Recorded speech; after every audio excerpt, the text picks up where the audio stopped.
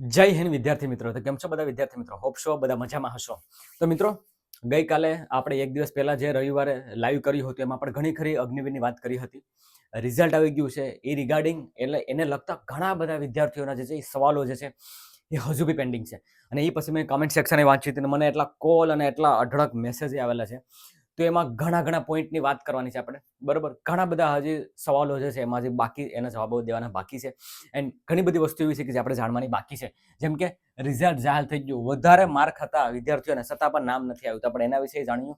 આ વખતે બીજું લિસ્ટ આવશે કે નહીં એની પણ આપણે પ્રૂફ સહિત એક વાત કરવાના છે. ફિઝિકલ કોનું ક્યારે આવશે? એક ફિઝિકલ તો હમણાં જ કહે છે કે 20 તારીખે. અને ઘણા બધા મતલબ એમ સમજો તમે કે એક હિન્દી ભાષી માંથી જે એક ચેનલ છે ને એને તો એવું કીધું છે કે 20 તારીખે કન્ફર્મ છે. હવે એનું સત્ય શું છે? અને એની સાથે સાથે આપણા ગુજરાતના ઘણી બધી એવી એકેડેમી છે કે જેની પાછળ આંધળી દોડ મૂકે છે અને પોતાના માટે એ વિદ્યાર્થીઓને દોડધામમાં મૂકી દીધા છે. એ બી જાણ્યું. ફાઇનલ માટે આ ગ્રુપ જોઈએ, મતલબ કે ફાઇનલ તમારે લાવવા માટે કયો group? Group 1, group 2, group 3, group 4, 4 ગ્રુપમાંથી તમારે કયો ગ્રુપમાં જવું જોઈએ એ બી આપણે ડિટેલમાં વાત કરશું. અને ઓછા ટાઈમમાં ફિઝિકલી તૈયારી કરવી કઈ રીતના, બરાબર. તો એની વિગતવાર માહિતી જે છે આમાં વાત કરવાના છે. તો આઈ થિંક તમારા બધા સવાલો જવાબ આમાં હું આપી દઈશ, બરાબર. વિદ્યાર્થી મિત્રો, કંઈ પણ મૂંઝાવાની જરૂર નથી. વીપીડીએ ખાલી એકમાત્ર એકેડેમી છે કે તમને ખાલી દોડાવતું નથી. મેં કીધું ને કે મારું કામ તમને જગાડવાનું છે અને ભગાડવાનું પણ છે. તો ભગાડવાનું કામ તો તમને ખબર જ છે કે આપણું થાય છે, પણ જગાડવાનું પણ છે. આના વિડીયોના માધ્યમથી હું તમને જગાડી પણ શકું. બાકી એવી એક કઈ એકેડેમી નથી હાલમાં કે જે માહિતી પણ સાચી આપે અને એ જ ભરતી વિશે દોડાવે પણ વીપીડીએ જ એકમાત્ર એકેડેમી છે કે યુટ્યુબમાં જે છે એ ફૂલ વિડીયો નાખે છે. બાકી ઇન્સ્ટાગ્રામમાં બધાય નાખી ચર્ચા કરી નાખે, બેઠા બેઠા વાતો ચીતો કરી નાખે છે ને બસ અપલોડ કરી દે આધી અધૂરી માહિતી. એવું નથી કરવાનું. આપણે પૂરેપૂરી માહિતી દેવાની છે. ભલે કદાચ 10 વ્યૂ આવશે તો એ પણ વાંધો નહીં, 10માંથી એકનો તો ફાયદો થાય ને મિત્રો, બરાબર. તો મારો હેતુ આ રીતના છે. તો તમને થોડું કંઈ સારું લાગે ને તો આ લાઈક કરશો અને જે બી વિદ્યાર્થી મિત્રો તૈયારી કરે ને ફોજની એને આ મોકલાવી દેજો. ચાલો હવે કંઈ પણ ટાઈમ વેસ્ટ કર્યા વગર વિડીયોની શરૂઆત કરીએ.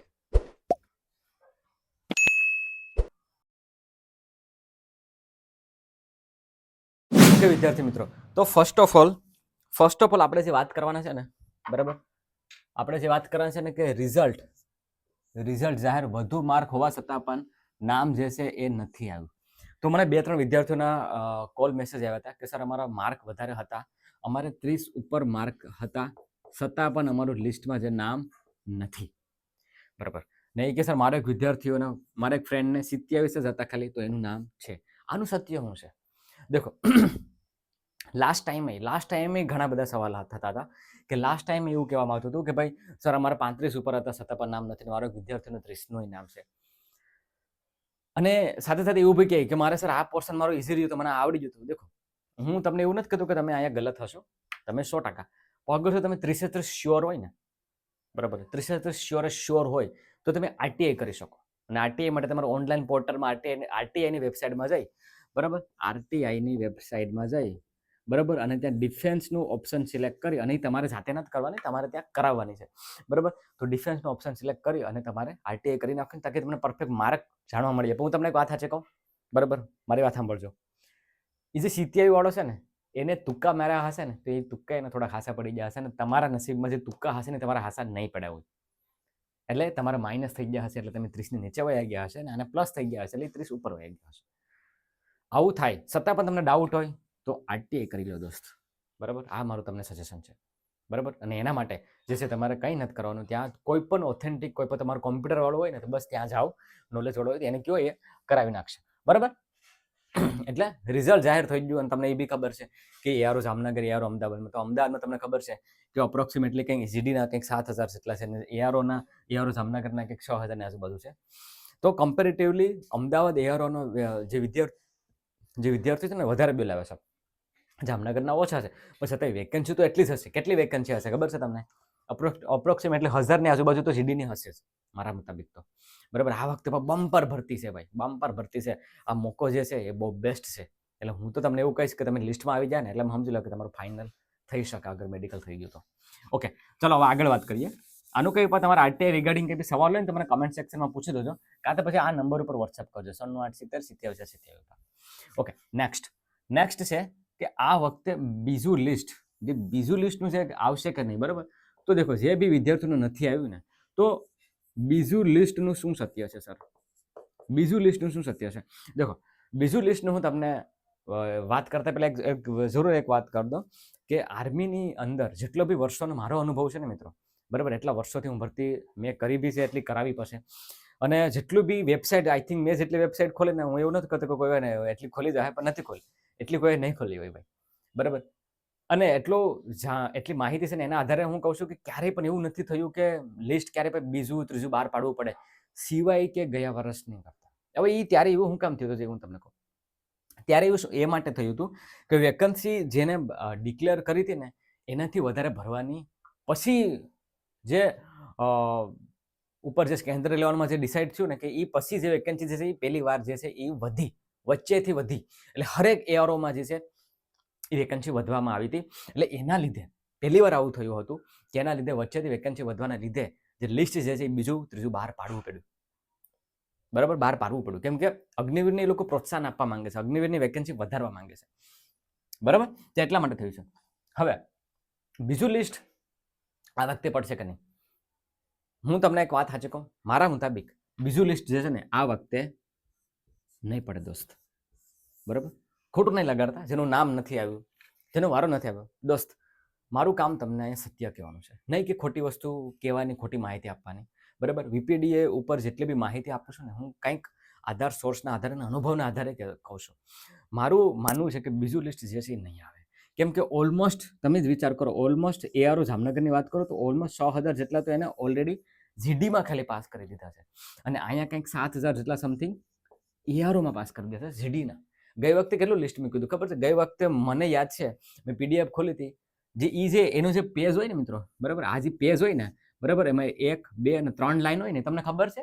કોઈ કહે મને કે પહેલી લાઈનમાં કેટલા રોલ નંબર હોય, બીજી લાઈનમાં કેટલા રોલ નંબર હોય, એ મને મોઢે યાદ છે. પહેલી રોમાં છે ને 40 હોય, બીજામાં 40 અને ત્રીજામાં 40, એટલે એક પેજમાં છે ને 120 હોય. કેટલા? એક પેજમાં 120 કેન્ડિડેટ હોય. એવા ખાલી 2 પેજ ગઈ વખતે જે છે એ આવ્યા હતા. ગઈ વખતે ખાલી 2 પેજ જ ખાલી હતા. વિચાર કરો, યાર જામનગરમાં ને યાર અમદાવાદમાં પણ, એટલે કેટલા થયા? 250, 500, બસ એટલા જ. આ વખતે 40 પેજ નાખ્યા છે, 40 પેજ. અહીંયા પણ 40 ઉપર. વિચાર કરો તમે, ખાલી વિચાર કરો. હવે કોઈ પણ રીતને બીજું લિસ્ટ આવવાની આશા નથી. મારું તમને એટલું જ ખાલી કહેવાનું છે કે અગર તમે જો ખાલી થોડાક માટે રહી ગયા હોય, તમારી એજ હોય, તો પાછી ડિસેમ્બર જાન્યુઆરીમાં પાછી નોટિફિકેશન આવશે, અને એ જે નોટિફિકેશન આવશે ને એમાં કંઈક ચેન્જીસ આવશે. કેમ કે જે હોમ મિનિસ્ટરની જે મિટિંગ થવાની છે, બરાબર, નવેમ્બર મહિનામાં, અને નવેમ્બર મહિના એક મિટિંગ બેઠવાની છે કે અગ્નિવીરના વિદ્યાર્થીઓનું આગળ શું કરવું, પરમિનેટ કરવા કે નથી કરવા, કેટલા પર્સન્ટેજ વધારવાના છે, રજા જે છે તો રજા કેટલી વધારવાની છે, બરાબર, રજા ઉપર પછી પગારની વાત થઈ ગઈ, પછી એને પેન્શનની વાત થઈ ગઈ, તો એ બધી ડિસિઝન આવશે. એટલે એ તમારા માટે કંઈક નવું આગળ લઈને આવશે. એટલે એનો તમે વેઇટ કરજો, પણ તમે તૈયારી અત્યારેથી, એક્ઝામની તૈયારી શરૂઆત કરી દો, અત્યારેથી જ વાંચવાનું શરૂ કરી દો. ઓકે, બીજો પોઈન્ટ એ ક્લિયર થઈ ગયો ભાઈ. વાત બીજા પોઈન્ટની, ફિઝિકલ કોનું ક્યારે આવશે? ઓકે, તો ઘણી બધી એકેડેમી એવી છે કે મતલબ હું એમ કહું ને મિત્રો કે નીકળી જ પડ્યા છે ભાઈ, આ તારીખેથી આવશે, પહેલી તારીખેથી આવશે. Village physical defence academy full video બતાવે પણ છે, 150નો પૂરેપૂરો વિડીયો નાખ્યો, અને એક માત્ર એકેડેમી એવી છે કે પહેલી વાર જે વિડીયો નાખે એ જ બંદાને બીજી વાર ઉતારે, એ જ ડિસ્ટન્સમાં, એનો ટાઈમિંગ ઓછો થાય. એમ જ સાચું જ કહેવાનું છે ને, જે બી માહિતી તમને જે સારી, મતલબ કે તમારા ભલા માટે, તમારા હારા માટે થતી હોય ને, એ જ માહિતી આપણે આપવાની છે. મેં ક્યારેય એવું નથી કીધું કે 20 જુલાઈથી જે છે એ ફિઝિકલ શરૂ થઈ જશે, પણ ઘણા બધા ઇન્સ્ટાગ્રામમાં ભાઈ બધી નીકળી પડે છે, બરાબર, એવું કહે છે ના જુલાઈમાંથી આવી જાય, જુલાઈમાંથી આવી જાય. પણ જુલાઈમાંથી આવવા માટે આજે તારીખ થઈ છે 13, બરાબર, 13, 14 આપણે ગણી જાય તો હવે આપણી પાસે 6 દિવસ છે. ક્યારેય પણ આવું નથી થયું કે 3 દિવસમાં એડમિટ કાર્ડ નીકળી જવું, આવું નથી થયું ક્યારેય પણ. આપણું જે ફેઝ 1માં જે વારો જે છે ને એ છે જામનગર, બરાબર. એ કોનો વારો છે? એ વારો છે જામનગર. હવે જામનગરનો વારો છે ફેઝ 1માં, એની પહેલા અમદાવાદનો હતો, તમને ખબર છે ને, બરાબર. હવે આ વખતે જામનગરનો વારો છે. ટાઈમ તમને મળીએ પણ એટલો બી નહીં મળે, પણ એટલો બી ઓછો બી નહીં મળે. મતલબ કે હા એવું પણ નહીં થાય કે તમને 5 દિવસમાં એમ કહી દે કે ભાઈ એડમિટ કાર્ડને કાઢવા માટે 10 થી 15 દિવસ જોઈએ, ડોક્યુમેન્ટને કાઢવા માટે 10 થી 15 દિવસ જોઈએ, એનું એફિડેવિટ બનાવવાનું હોય, એના ડોક્યુમેન્ટ બધા કાઢવાના હોય, એ બધી થોડુંક 3 થી 4 5 દિવસ 6 દિવસમાં થઈ જાય. જે જગ્યાએ ભરતી થવાનું છે ને હું કહું આ વખતે ક્યાં થવાનું છે, આ વખતે પાછી ફરીથી ભાવનગરમાં થવાનું છે. ભાવનગરમાં આની પહેલા જે ભાવનગરથી તેમાં પણ નિર્મલ પાસ થતી યાદ છે તમને? બરાબર, ત્યારે આપણે હજી હોસ્ટેલ શરૂ નથી કરી. હવે તો આપણે ત્યાં હોસ્ટેલની શરૂઆત થઈ ગઈ છે. એન્ડ તમને ખબર છે કે જે આપણે હજી 100% રિઝલ્ટ આપ્યું છે, 12 ને પાસ કરાવી દીધા છે. 12 પૂગ્યા હતા અને 12 ને પાસ. 100% એક્યુરેસી મેટર કરતી હોય છે. બરાબર, તો ફરીથી સ્પોર્ટ્સ કોમ્પ્લેક્સ, સિન્થેટિક ટ્રેક અને ત્યાં ગ્રાઉન્ડ છે.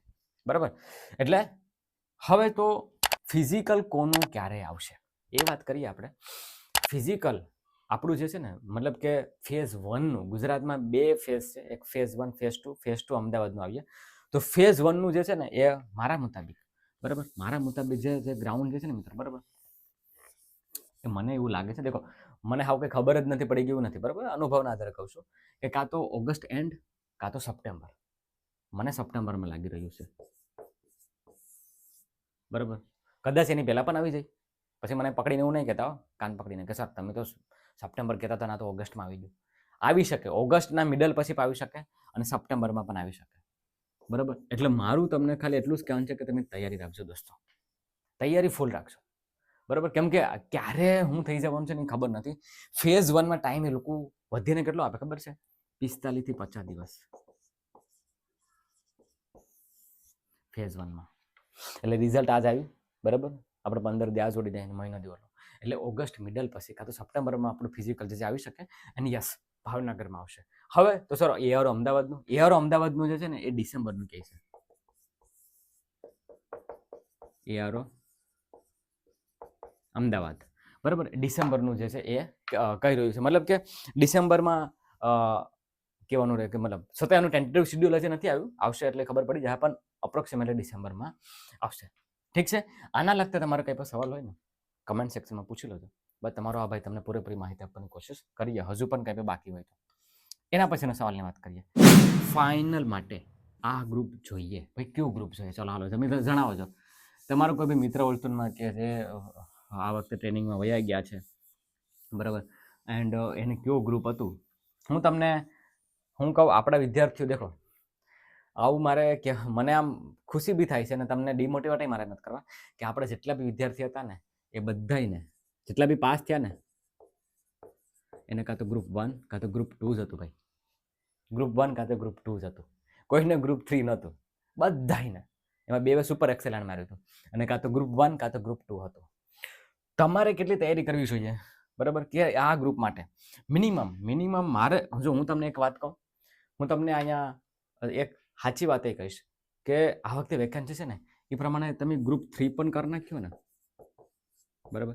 દેખો હવે એકેડેમી ચલાવું છું હું, કદાચ આ વાત કરું તો નુકસાન મારું થાય કે નહીં? હું આડે અહીંયા એમ કહું તો ખોટું નહીં, ગ્રુપ 1 જ જોઈએ તો જ વારો આવીએ, જોઈન કરી લ્યો, વહેલી તકે આવી જાઓ, તનતોડ મહેનત કરો, આવું કરો તેરું કરો, એ બધી હું કહું તમને તો તમે મારીને આવવાના છો. પણ હું તમને મારું કામ તમને જગાડવાનું છે અને એક હકીકત કહેવાની છે. ગઈ વખતે જે હતું ને એમાં ચોથો ગ્રુપ વાળો હતો ને, ગઈ વખતે ગ્રુપ નંબર 4 હતો ને, એનો પણ વારો આવી ગયો. તો હવે અહીંયા શું કરવાનું છે? અહીંયા તમારે હું તૈયારી નથી કરવાની? નહીં, તૈયારી કરવાની છે, પણ તમને ખબર હોવી જોઈએ કે એટલા સુધીમાં પણ થઈ શકે એમ છે. તો રોડ ઉપર રનિંગ કર્યો તો થોડુંક ઇન્જરીનું ધ્યાન રાખીને કરજો. ગ્રુપ 3 મિનિમમ, હું ગ્રુપ 4ની વાત નહીં કરું, ગ્રુપ 3ની વાત કરું છું, બરાબર. કે ગ્રુપ 3 એટલે કેટલો ટાઈમ કોઈ કહે મને કમેન્ટ સેક્શનમાં જણાવજો. ગ્રુપ 1 એટલે કે 5:30 પહેલા, ગ્રુપ 2 એટલે કે 5:30 થી 5:45, અને ગ્રુપ 3 એટલે કે 6 મિનિટ. કેટલી? 6 મિનિટ કે એનાથી ઓછી. આ થયું આપણું ગ્રુપ 3. તો ગ્રુપ 3 તમારા માટે એટલે કે તમારો રનિંગ જે છે 6 મિનિટ અંદર આવી જવું જોઈએ. અને પુલઅપ જે છે એ તમારે પુલઅપ જે છે એ તમારે મિનિમમ 8 કે 9 મારવાના છે. તમારો વારો આવી શકે.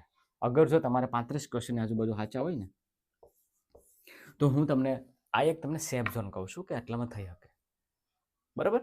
હું તમને એમ નહીં કહું કે ભાઈ ગ્રુપ 1માં જ વારો આવી જાય. દેખો, અગર જો તમારું સપનું પેરા એસએફમાં જવાનું છે, અને તો જો તમને એવું અંદરથી એવું છે કે નહીં સર મારે તો પછી તમારે ગ્રુપ 1 જ જોઈએ ભાઈ. આપણે 3 બોયઝ પેરા હિસાબમાં ઉતર્યા હતા. કિસાની તમને ખબર છે ને આવ્યો હતો બરાબર. તો કિશન જે છે એ થોડાક માટે શટલમાં રહી ગયું. કેમ શું કર્યું ખબર છે? કેમ કે 2 મિનિટ લખી હતી ને 1 મિનિટ આપી. અને જે 5 મીટર લખ્યું હતું ને એ લોકોએ 7 મીટર કરી નાખ્યું. એટલે એની બી તૈયારી તમારે કરવાની છે. હર વખતે એ લોકો વેકન્સી પ્રમાણે જે ટ્રેન્ડ બદલી નાખે.